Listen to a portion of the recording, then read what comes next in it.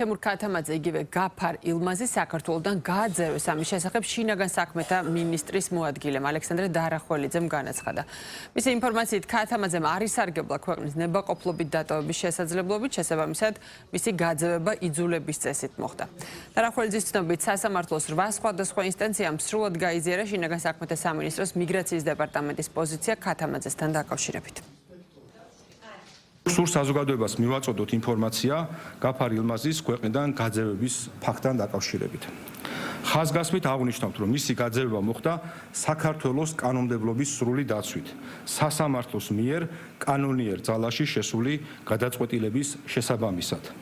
ამასთან გაცნობებთ, რომ აღნიშნული პირის საქმესთან დაკავშირებით სასამართლოს 8 სხვადასხვა ინსტანციაში ჩატარდა განხილვები და სასამართლომ სრულად გაიზიარა შინაგან საქმეთა სამინისტროს მიგრაციის დეპარტამენტის პოზიცია.